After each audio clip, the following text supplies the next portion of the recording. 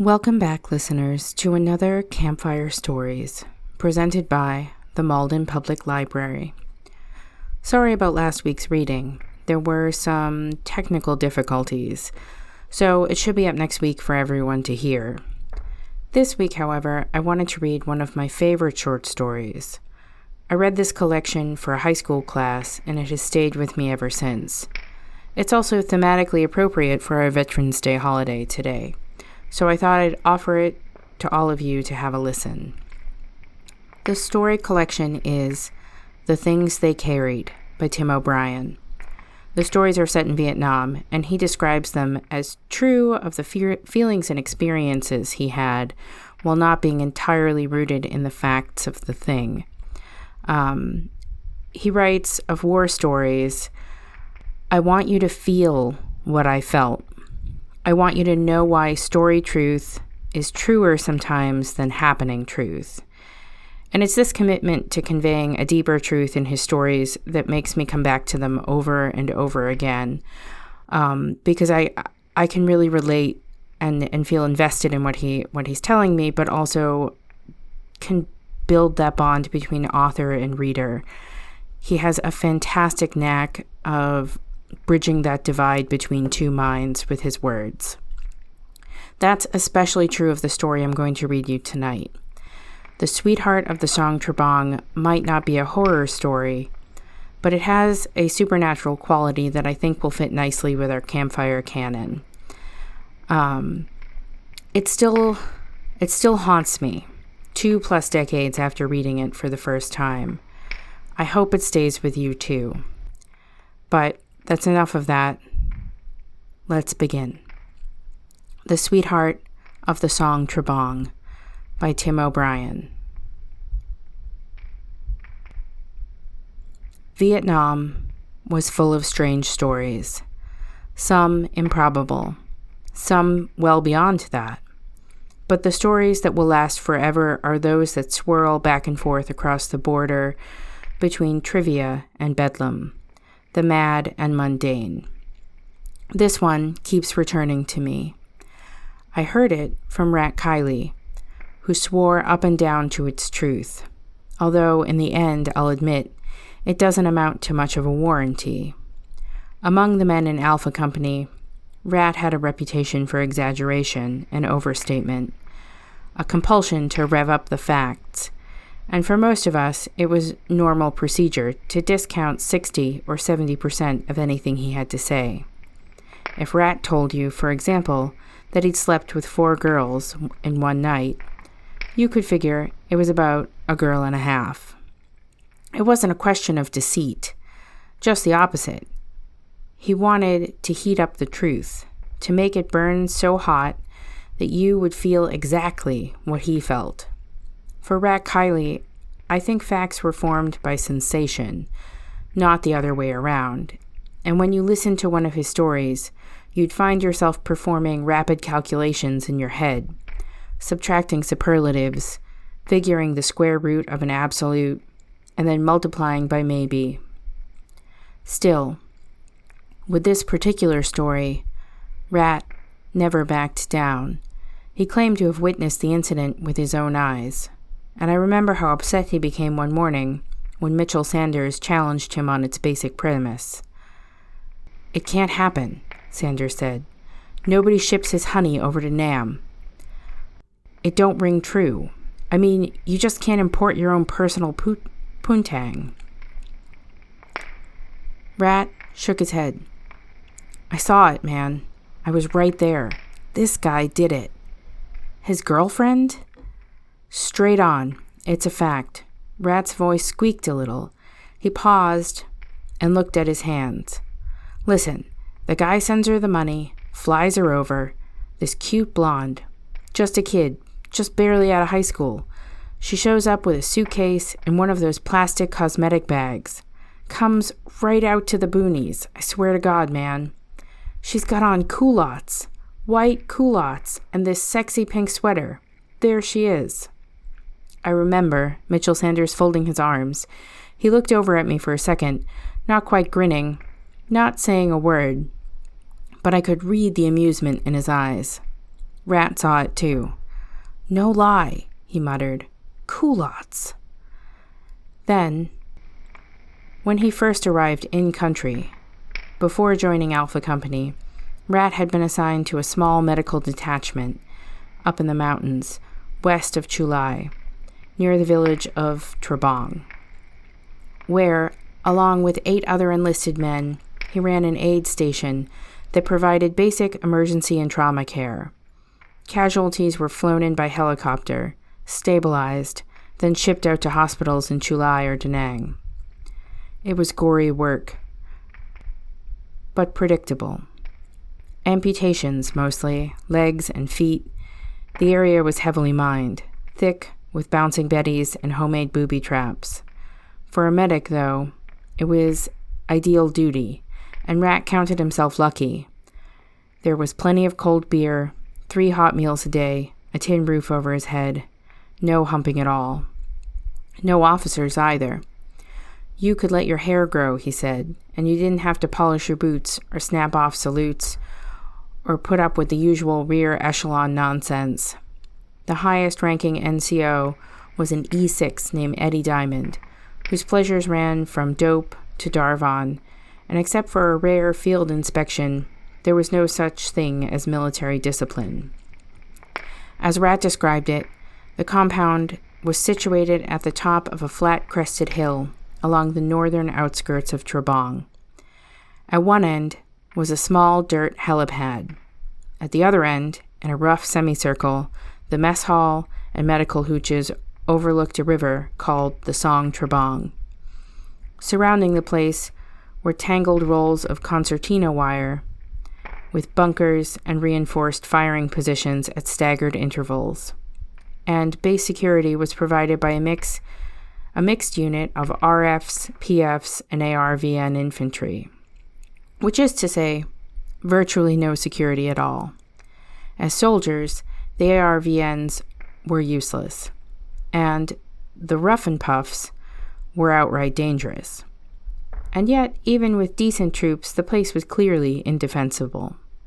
To the north and west, the country rose up on thick walls of wilderness, triple canopied jungle, mountains unfolding into higher mountains, ravines and gorges, and fast-moving rivers and waterfalls, and exotic butterflies, and steep cliffs, and smoky little hamlets, and great valleys of bamboo and elephant grass.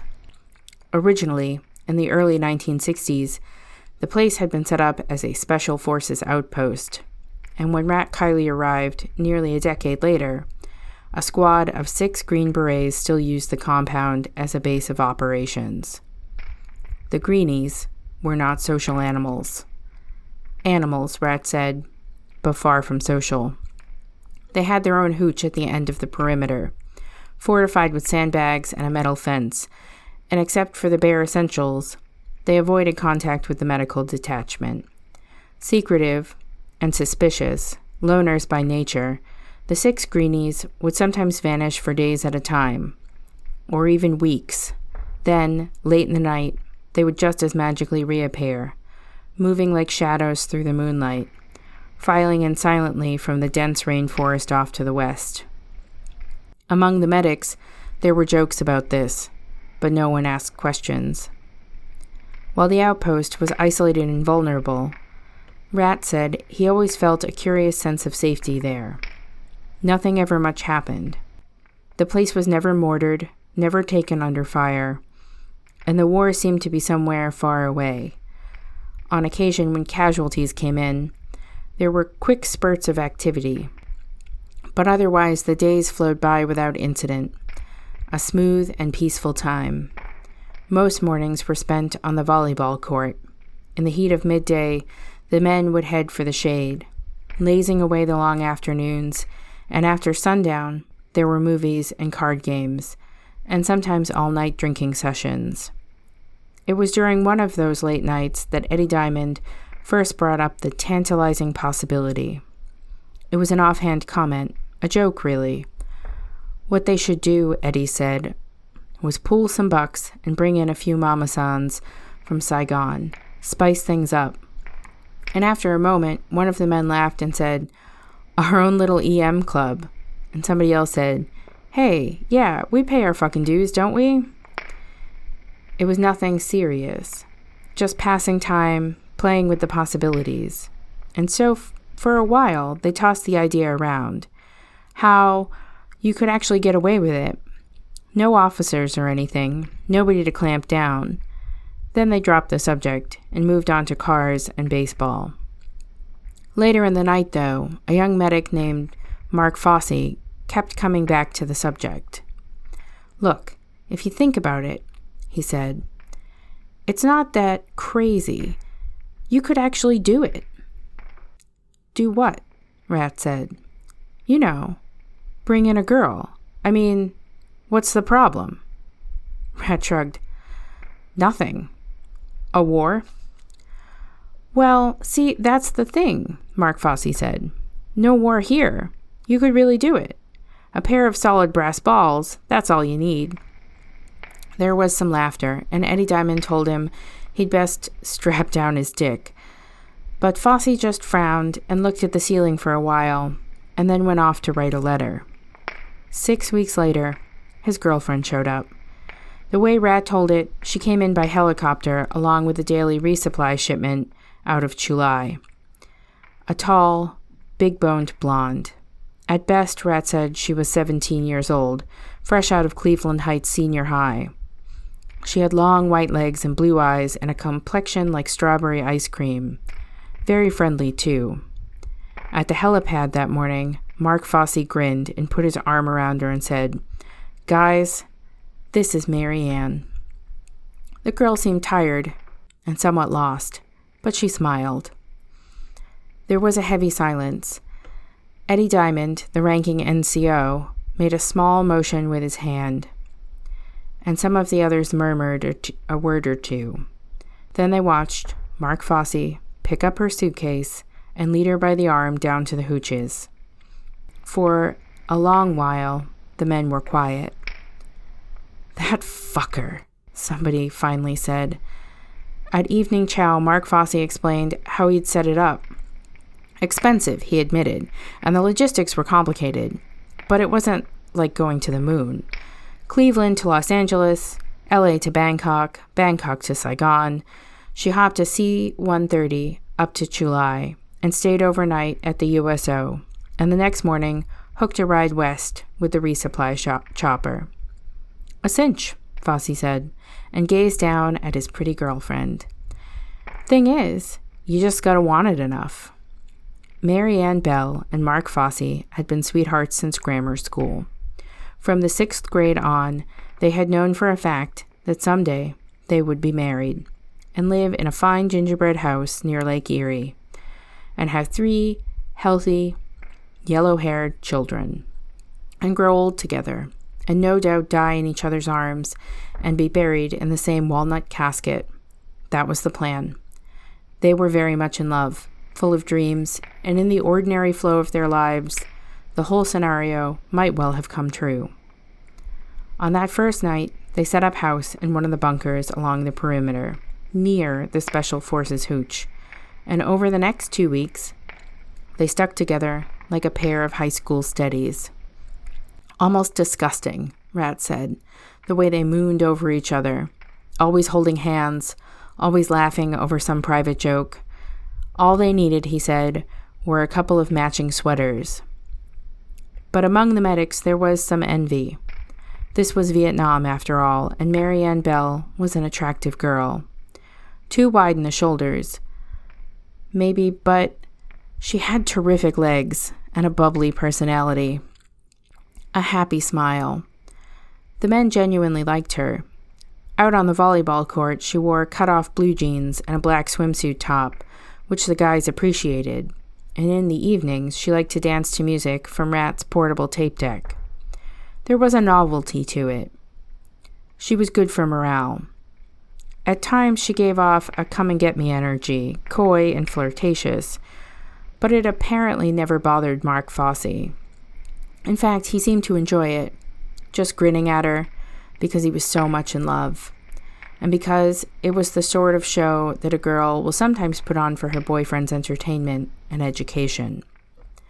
Though she was young, Rat said, Marianne Bell was not a timid child. She was curious about things. During her first days in country, she liked to roam around the compound asking questions. What exactly was a trip flare? How did a claymore work? What was behind those scary green mountains to the west? Then she'd squint and listen carefully while somebody filled her in. She had a good, quick mind. She paid attention. Often, especially during the hot afternoons, she would spend time with the ARVNs out along the perimeter, picking up little phrases of Vietnamese, learning how to cook rice over a can of sterno, how to eat with her hands. The guys sometimes liked to kid her about it. Our own little native, they'd say. But Marianne would just smile and stick out her tongue. I'm here, she'd say. I might as well learn something. The war intrigued her. The land, too. And the mystery. At the beginning of her second week, she began pestering Mark Fossey to take her down to the village at the foot of the hill. In a quiet voice, very patiently, he tried to tell her that was a bad idea. Way too dangerous. But Marianne kept after him. She wanted to get a feel for how people lived, what the smells and customs were. It did not impress her that the VC owned the place. Listen, it can't be that bad, she said. They're human beings, aren't they? Like everybody else. Fossey nodded. He loved her. And in the morning, Rat Kiley and 2 other medics tagged along as security, while Mark and Marianne strolled through the villa like a pair of tourists. If the girl was nervous, she didn't show it. She seemed comfortable and entirely at home. The hostile atmosphere did not seem to register. All morning, Marianne chattered away about how quaint the place was, how she loved the thatched roofs and naked children, the wonderful simplicity of village life. A strange thing to watch, Rat said. This 17-year-old doll in her goddamn culottes, perky and fresh-faced like a cheerleader, visiting the opposing team's locker room. Her pretty blue eyes seemed to glow. She couldn't get enough of it. On their way back up to the compound, she stopped for a swim in the Song Tra Bong, stripped down to her underwear, showing off her legs, while Fossey tried to explain to her about things like ambushes and snipers, and the stopping power of an AK-47. The guys, though, were impressed. A real tiger, said Eddie Diamond. D-cup guts, trainer bra brains. She'll learn, somebody said. Eddie Diamond gave a solemn nod. There's the scary part. I promise you, this girl will most definitely learn. In parts, at least, it was a funny story. And yet, to hear Rat Kiley tell it, you'd almost think it was intended as a straight tragedy. He never smiled, not even at the crazy stuff. There was always a dark, far-off look in his eyes, a kind of sadness, as if he were troubled by something sliding beneath the story's surface. Whenever we'd laugh, I remember he'd sigh and wait it out. But the one thing he could not tolerate was disbelief. He'd get edgy if someone questioned one of the details.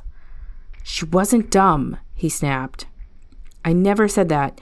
Young. That's all I said. Like you and me, a girl. That's the only difference, and I'll tell you something. It didn't amount to jack. I mean, when we'd first got here, all of us, we were real young and innocent, full of romantic bullshit, but we learned pretty damn quick, and so did Marianne.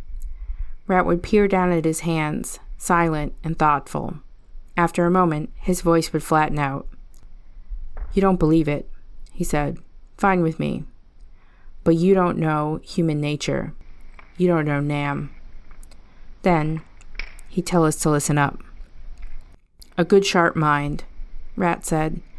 True, she could be silly sometimes, but she picked up on things fast. And at the end of the second week, when 4 casualties came in, Marianne wasn't afraid to get her hands bloody. At times, in fact, she seemed fascinated by it. Not the gore so much, but the adrenaline buzz that went with the job. That quick, hot rush in your veins when the choppers settled down and you had to do things fast and right. No time for sorting through options, no thinking at all. You just stuck your hands in and started plugging up holes. She was quiet and steady. She didn't back off from the ugly cases. Over the next day or two, as more casualties trickled in, she learned how to clip an artery and pump up a plastic splint and shoot in morphine. In times of action, her face took on a sudden new composure, almost serene. The fuzzy blue eyes narrowing into a tight, intelligent focus. Mark Fossey would grin at this. He was proud, yes, but also amazed. A different person, it seemed, and he wasn't sure what to make of it. Other things, too. The way she quickly fell into the habits of the bush. No cosmetics, no fingernail filing. She stopped wearing jewelry, cut her hair short, and wrapped it in a dark green bandana. Hygiene became a matter of small consequence. In her second week, Eddie Diamond taught her how to disassemble an M16, how the various parts worked, and from there, it was a natural progression to learning how to use the weapon. For hours at a time, she plunked away at sea ration cans and a bit unsure of herself. But as it turned out, she had a real knack for it. There was a new confidence in her voice, a new authority in the way she carried herself. In many ways, she remained naive and immature, still a kid, but Cleveland Heights now seemed very far away. Once or twice, gently, Mark Fossey suggested that it might be time to think about heading home. But Marianne laughed and told him to forget it. "Everything I want," she said, "is right here." She stroked his arm and then kissed him.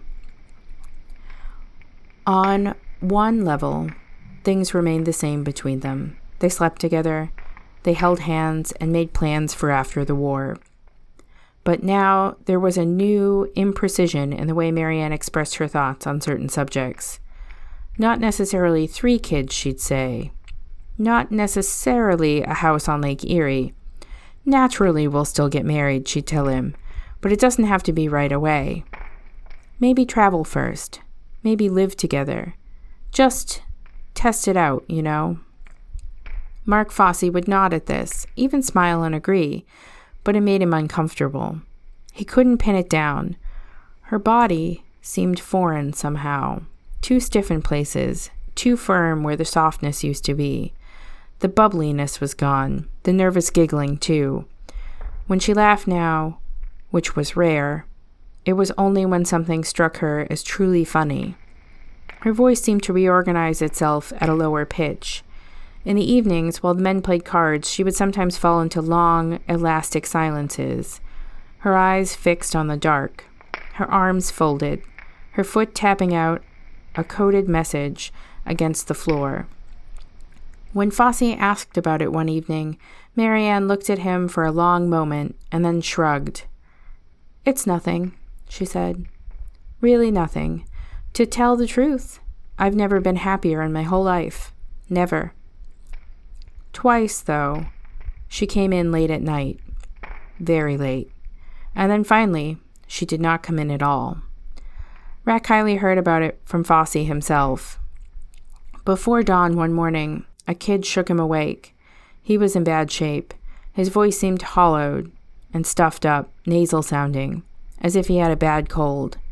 He held a flashlight in his hand, clicking it on and off.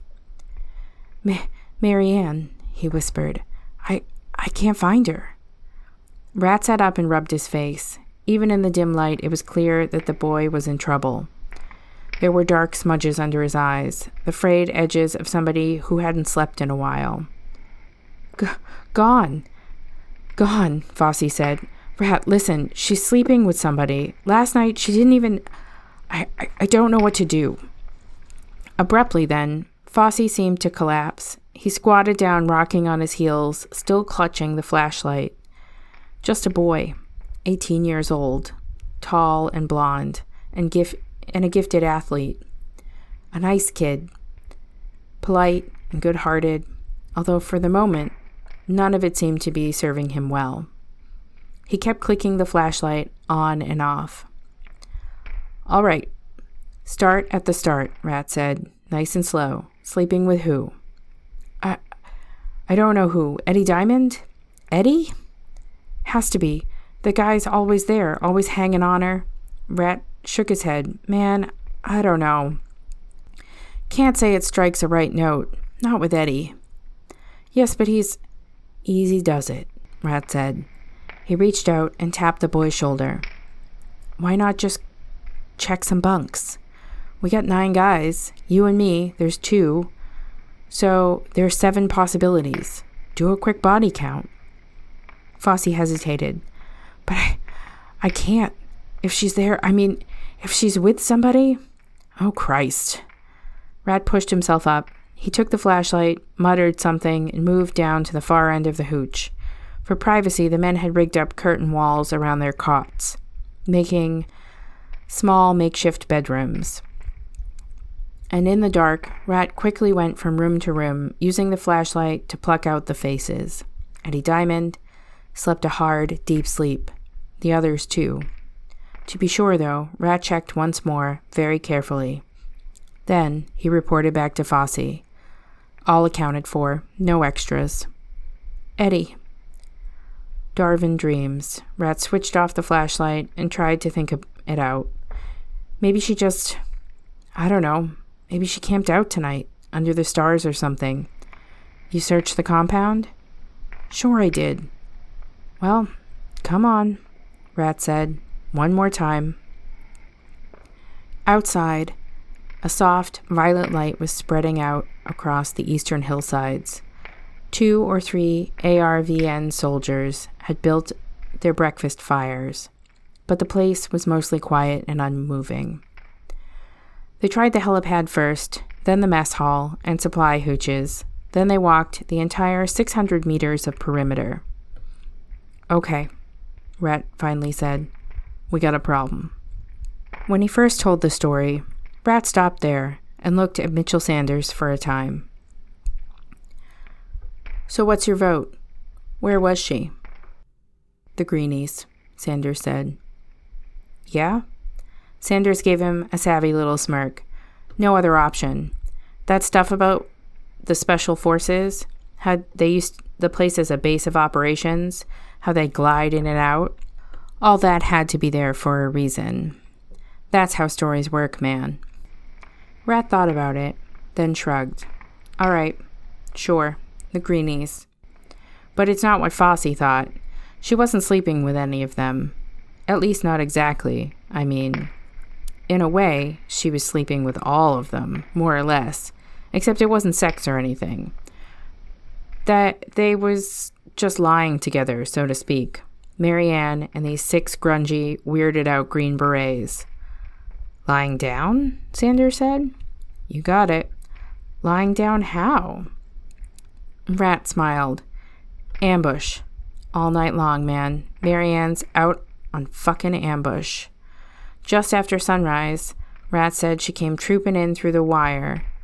Tired looking, but cheerful as she dropped her gear and gave Mark Fossey a big, brisk hug. The 6 Green Berets did not speak. One of them nodded at her, and the others gave Fossey a long stare. Then they filed off to their hooch at the end of the compound. Please, she said, not a word.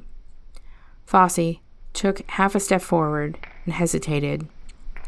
It was as though he had trouble recognizing her. She wore a bush hat and filthy green fatigues. She carried the standard M16 automatic assault rifle. Her face was black with charcoal. Marianne handed him the weapon. I'm exhausted, she said. We'll talk later. She glanced over at the Special Forces area, then turned and walked quickly across the compound toward her own bunker. Fossey stood still for a few seconds, a little dazed, it seemed. After a moment, though, he set his jaw and went after her with a hard, fast stride. Not later, he yelled. Now! What happened between them, Rat said, nobody ever knew for sure. But in the mess hall that evening, it was clear that an accommodation had been reached. Or more likely, he said, it was a case of setting down some new rules. Marianne's hair was freshly shampooed. She wore a white blouse, and a navy blue skirt, a pair of plain black flats. Over dinner, she kept her eyes down, poking at her food, subdued to the point of silence. Eddie Diamond and some of the others tried to nudge her into talking about the ambush. What was the feeling out there? What exactly did she see and hear? But the question seemed to give her trouble. Nervously, she looked across the table at Fosse. She'd wait a moment, as if to receive some sort of clearance. Then she'd bow her head and mumble out a vague word or two. There were no real answers. Mark Fosse, too, had little to say. Nobody's business, he told Rat that night. One thing for sure, there won't be any more ambushes. No more late nights. You laid down the law? Compromise, Fosse said. I'll put it this way. We're officially engaged. Rat nodded cautiously. Well, hey, she'll make a sweet bride. Combat ready. Over the next several days, there was a strained, tightly wound quality to the way they treated each other. A rigid correctness that was enforced by repetitive acts of willpower. To look at them from a distance, Rat said, you would think they were the two happiest people on the planet.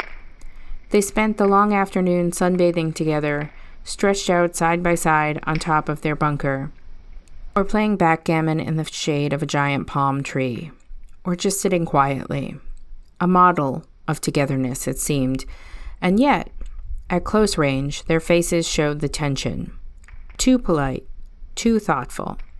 Mark Fosse tried hard to keep up a self-assured pose, as if nothing had ever come between them, or ever could.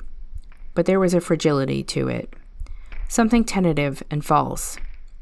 If Marianne happened to move a few steps away from him, even briefly, he'd tighten up and force himself not to watch her. But then a moment later, he'd be watching. In the presence of others, at least, they kept on their masks. Over meals, they talked about plans for a huge wedding in Cleveland Heights. A 2-day bash, lots of flowers, and yet, even then, their smiles seemed too intense. They were too quick with their banter. They held hands as if afraid to let go. It had to end, and eventually, it did. Near the end of the 3rd week, Fosse began making arrangements to send her home. At first, Rat said, Marianne seemed to accept it. But then, after a day or two, she fell into a restless gloom. Sitting off by herself at the compound's perimeter, shoulders hunched, her blue eyes opaque, she seemed to disappear inside herself. A couple of times Fosse approached her and tried to talk it out, but Marianne just stared out at the dark green mountains to the west. The wilderness seemed to draw her in. A haunted look, Rat said, partly terror, partly rapture. It was as if she'd come up on the edge of something, as if she were caught in that no-man's land between Cleveland Heights and dark jungle. 17 years old, just a child, blonde and innocent. But then, weren't they all? The next morning, she was gone. The 6 greenies were gone too. In a way, Rat said, poor Fosse expected it, or something like it. But that did not help much with the pain. The kid couldn't function. The grief took him by the throat and squeezed, and would not let go. Lost, he kept whispering. It was nearly 3 weeks before she returned, but in a sense, she never returned. Not entirely. Not all of her. By chance, Rat said, he was awake to see it. A damp, misty night. He couldn't sleep, so he'd gone outside for a quick smoke. He was just standing there, he said, watching the moon. Then, off to the west, a column of silhouettes appeared, as if by magic, at the margin of the jungle. At first, he didn't recognize her. A small, soft shadow among 6 other shadows. There was no sound. No real substance either. The 7 silhouettes seemed to float across the surface of the earth, like spirits, vaporous and unreal. As he watched, Rat said it made him think of some freaky opium dream. The silhouettes moved without moving. Silently, one by one, they came up the hill, passed through the wire, and drifted in a loose file across the compound. It was then, Rat said, that he picked out Marianne's face. Her eyes seemed to shine in the dark. Not blue, though, but a bright, glowing jungle green. She did not pause at Fosse's bunker. She cradled her weapon and moved swiftly into the Special Forces hooch and followed the others inside. Briefly, a light came on, and someone laughed. Then, the place went dark again. Whenever he told the story, Rat had a tendency to stop now and then, interrupting the flow, inserting little clarifications or bits of analysis and personal opinion. It was a bad habit, Mitchell Sanders said, because all that matters is the raw material, the stuff itself, and you can't clutter it up with your own half-baked commentary. But that just breaks the spell. It destroys the magic. What you have to do, Sanders said, is trust your own story. Get the hell out of the way and let it tell itself. But Rat Kiley couldn't help it. He wanted to bracket the full range of meaning. I know it sounds far out, he'd tell us, but it's not like impossible or anything. We all heard plenty of wackier stories. Some guy comes back from the bush, tells you he saw the Virgin Mary out there. She was riding a goddamn goose or something. Everybody buys it. Everybody smiles and asks how fast they was going. Did she have spurs on? Well, it's not like that. This Marianne wasn't no virgin, but at least she was real. I saw it. And when she came in through the wire that night, I was right there. I saw those eyes of hers. I saw how she wasn't even the same person no more. What's so impossible about that? She was a girl, that's all. I mean, if it was a guy, everybody'd say, hey, no big deal. He got caught up in the Nam shit. He got seduced by the greenies. See what I mean? You got these blinders on about how gentle and peaceful they are. All that crap about how if we'd had a pussy for president, there'd be no more wars. Pure garbage. You gotta get rid of that sexist attitude. Rat would go on like that until Mitchell Sanders couldn't tolerate it any longer. It offended his inner ear. The story, Sanders said. The whole tone, man. You're wrecking it. Tone? The sound. You need to get a consistent sound. Like slow or fast, funny or sad. All these digressions, they just screw up your story's sound. Stick to what happened. Frowning, Rat would close his eyes. Tone, he said. I didn't know it was all that complicated. The girl joined the zoo. One more animal. End of story. Yeah, fine, but tell it right. At daybreak the next morning, when Mark Fosse heard she was back, he stationed himself outside the fenced-off Special Forces area. All morning, he waited for her, and all afternoon. Around dusk, Rat brought him something to eat. She has to come out, Fosse said. Sooner or later, she has to. Or else what? Rat said. I go get her. I bring her out. Rat shook his head. Your decision. I was you, though. No way I'd mess around with any greenie types. Not for nothing. It's Marianne in there. Sure. I know that. All the same, I'd knock real extra super polite. Even with the cooling night air, Fosse's face was slick with sweat. He looked sick. His eyes were bloodshot. His skin had a whitish, almost colorless cast. For a few minutes, Rat waited with him, quietly watching the hooch. Then he patted the kid's shoulder and left him alone. It was after midnight when Rat and Eddie Diamond went out to check on him. The night had gone cold and steamy, a low fog sliding down from the mountains. And out in the dark, there was music playing. Not loud, but not soft either. It had a chaotic, almost unmusical sound, without rhythm or form or progression, like the noise of nature. A synthesizer, it seemed, or maybe an electric organ? In the background, just audible, a woman's voice was half singing, half chanting, but the lyrics seemed to be in a foreign tongue. They found Fosse squatting near the gate in front of the Special Forces area, head bowed. He was swaying to the music, his face wet and shiny. As Eddie bent down beside him, the kid looked up with eyes not quite in register, ashen and powdery. "Hear that?" he whispered. "You hear? It's Mary Ann." Eddie Diamond took his arm. "Let's get you inside.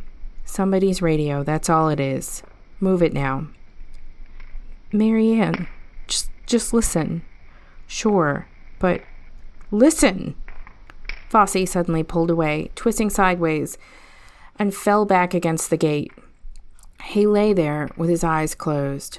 The music, the noise, whatever it was, came from the hooch beyond the fence. The place was dark, except for a small glowing window, which stood partly open, the panes dancing in bright reds and yellows, as though the glass were on fire. The chanting seemed louder now, fiercer too, and higher pitched. Fosse pushed himself up.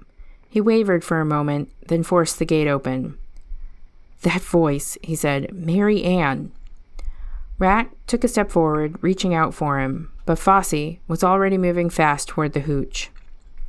He stumbled once, caught himself, and struck the door hard with both arms. There was a noise, a short screeching sound, like a cat, and the door swung in, and Fosse was framed there for an instant, his arms stretched out, and then he slipped inside. After a moment, Rat and Eddie followed quietly. Just inside the door, they found Fosse bent down on one knee. He wasn't moving. Across the room, a dozen candles were burning on the floor near the open window. The place seemed to echo with a deep wilderness sound. Tribal music, bamboo flutes, drums, and chimes. But what hit you first, Rat said, was the smell. Two kinds of smells. There was a topmost scent of joss sticks and incense, like the fumes of some exotic smokehouse. But beneath the smoke lay a deeper and much more powerful stench. Impossible to describe, Rat said. It paralyzed your lungs, thick and numbing like an animal's den. A mix of blood and scorched hair and excrement, and the sweet, sour odor of moldering flesh, the stink of the kill. But that wasn't all. On a post at the rear of the hooch was a decayed head of a large black leopard. Strips of yellow-brown skin dangled from overhead on the rafters, and bones, stacks of bones, all kinds, to one side, propped up against the wall, stood a poster in neat black lettering. "Assemble your own. Free sample kit." The images came in a swirl, Rat said, and there was no way you could process it. Off in the gloom, a few dim figures lounged in hammocks or on cots, but none of them moved or spoke. The background music came from a tape deck near the circle of candles, but the high voice was Mary Ann's. Mark Fosse started to get up, but then stiffened. Mary Ann?" he said. Quietly then, she stepped out of the shadows. At least, for a moment, she seemed to be the same pretty young girl who had arrived a few weeks earlier. She was barefoot. She wore her pink sweater and a white blouse and a simple cotton skirt. For a long while, the girl gazed down at Fosse, almost blankly, and in the candlelight her face had the composure of somebody perfectly at peace with herself. It took a few seconds, Rat said, to appreciate the full change. In part, it was her eyes, utterly flat and indifferent, There was no emotion in her stare, no sense of the person behind it. But the grotesque part, he said, was her jewelry. At the girl's throat was a necklace of human tongues, elongated and narrow, like pieces of blackened leather. The tongues were threaded along a length of copper wire, one tongue overlapping the next, the tips curled upward as if caught in a final shrill syllable. Just for a moment, the girl looked at Mark Fossey with something close to contempt. "There's no sense talking," she said. "I know what you think, but it's not bad." Bad? Fossey murmured. It's not. In the shadows, there was laughter. One of the greenies sat up and lighted a cigar. The others lay silent. "You're in a place," Marianne said softly, "where you don't belong." She moved her hand in a gesture that encompassed not just the hooch, but everything around it, the entire war, the mountains, the mean little villages, the trails and trees and rivers, and the deep, misted-over valleys. You just don't know," she said. "You hide in this little fortress behind wire and sandbags, and you don't know. Sometimes I want to eat this place, the whole country, the dirt, the death. I just want to swallow it and have it there inside me. That's how I feel. It's like this appetite. I get scared sometimes, lots of times, but it's not bad, you know? I feel close to myself. When I'm out there at night, I feel close to my own body. I can feel my blood moving, my skin and my fingernails, everything.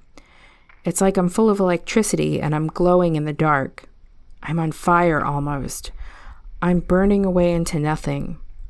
But it doesn't matter because I know exactly who I am. You can't feel like that anywhere else." All this was said without drama, as if to herself. Her voice was slow and impassive. She was not trying to persuade. For a few moments, she looked at Mark Fossey, who seemed to shrink away. Then she turned and moved back into the gloom. There was nothing to be done. Rat took Fossey's arm, helped him up, and led him outside. In the darkness, there was that flipped-out tribal music, which seemed to come from the earth itself, from the deep rainforest, and a woman's voice rising up in a language beyond translation. Mark Fossey stood rigid. "Do something," he whispered. I can't just let her go like that." Rat listened for a time, then shook his head. "Man, you must be deaf. She's already gone." Rat Kiley stopped there, almost in mid-sentence, which drove Mitchell Sanders crazy. "What's next?" he said. "Next? The girl. What happened to her?" Rat made a small, tired motion with his shoulders. "Hard to tell for sure. 3 or 4 days later, I got orders to report here to Alpha Company. Jumped the first chopper out. That's the last I ever seen of the place. Marianne, too." Mitchell Sanders stared at him. "You can't do that." "Do what?" "Jesus Christ, it's against the rules," Sanders said. "Against human nature. This elaborate story, you can't say, 'Hey, by the way, I don't know the ending.' I mean, you got certain obligations." Rat gave a quick smile. "Okay, man, but up to now, everything I told you is from personal experience, the exact truth. There's a few other things I heard secondhand, third-hand, actually. From here on, it gets to be, I don't know what the word is. Speculation? Yeah, right." Rat looked off to the west, scanning the mountains, as if expecting something to appear on one of the high ridgelines. After a second, he shrugged. "Anyhow, maybe 2 months later I ran into Eddie Diamond over in Bangkok. I was on R&R. Just this fluke thing. And he told me some stuff I can't vouch for with my own eyes. Even Eddie didn't really see it. He heard it from one of the greenies. So you gotta take it with a whole shaker full of salt. Once more, Rat searched the mountains. Then he sat back and closed his eyes. You know, he said abruptly, I loved her. Say again? A lot. We all did, I guess. The way she looked, Marianne made you think about those girls back home, how pure and innocent they all are, how they'll never understand any of this. Not in a billion years. Try to tell them about it. They'll just stare at you with those big, round, candy eyes. They won't understand zip. It's like trying to tell somebody what chocolate tastes like. Mitchell Sanders nodded. Or shit. There it is. You gotta taste it. And that's the thing with Marianne. She was there. She was up to her eyeballs in it. After the war, man, I promise you, you won't find nobody like her. Suddenly, Rat pushed up to his feet, moved a few steps away from us, then stopped and stood with his back turned. He was an emotional guy. Got hooked, I guess, he said. I loved her. So when I heard from Eddie about what happened, it almost made me... Like you say, it's pure speculation. Go on, Mitchell Sanders said. Finish up. What happened to her, Rat said, was what happened to all of them. You come over clean, and you get dirty. And then afterward, it's never the same. A question of degree. Some make it intact. Some don't make it at all. For Marianne Bell, it seemed, Vietnam had the effect of a powerful drug. That mix of unnamed terror and unnamed pleasure that comes as the needle slips in and you don't know you're risking something. The endorphins start to flow and the adrenaline, and you hold your breath and creep quietly through the moonlit nightscapes. You become intimate with danger. You're in touch with the far side of yourself, as though it's another hemisphere, and you want to string it out and go wherever the trip takes you and be host to all of the possibilities inside yourself. Not bad, she said. Vietnam made her glow in the dark. She wanted more. She wanted to penetrate deeper into the mystery of herself. And after a time, the wanting became needing, which turned then to craving. According to Eddie Diamond, who heard from one of the greenies, she took a greedy pleasure in night patrols. She was good at it. She had the moves. All camouflaged up, her face smooth and vacant, she seemed to flow like water through the dark, like oil, without sound or center. She went barefoot. She stopped carrying a weapon. There were times, apparently, when she took crazy death wish chances, things that even the greenies balked at. It was as if she were taunting some wild creature out in the bush or in her head, inviting it to show itself. A curious game of hide and seek that was played out in the dense terrain of a nightmare. She was lost inside herself. On occasion, when they were taken under fire, Marianne would stand quietly and watch the tracer rounds snap by, a little smile at her lips, intent on some private transaction with the war. Other times she would simply vanish altogether, for hours, for days. And then one morning, all alone, Marianne walked off into the mountains and did not come back. No body was ever found, no equipment, no clothing. For all he knew, Rat said, the girl was still alive. Maybe in one of the high mountain villas, maybe with the Montagnard tribe. But that was guesswork. There was an inquiry, of course, and a week-long air search, and for a time the Tra Bong compound went crazy with MP and CID types. In the end, however, nothing came of it. It was a war, and the war went on. Mark Fossey was busted to PFC, shipped back to a hospital in the States, and 2 months later received a medical discharge. Marianne Bell joined the missing. But the story didn't end there. If you believed the greenies, Rat said, Marianne was still somewhere out there in the dark, odd movements, odd shapes. Late at night, when the greenies were out on ambush, the whole rainforest seemed to stare at them, a watched feeling, and a couple of times they almost saw her sliding through the shadows. Not quite, but almost. She had crossed to the other side. She was part of the land. She was wearing her culottes, her pink sweater, and a necklace of human tongues. She was dangerous. She was ready for the kill. Whew. I have a lot of feelings about this story, and if you've listened until the end, I'm sure you do too.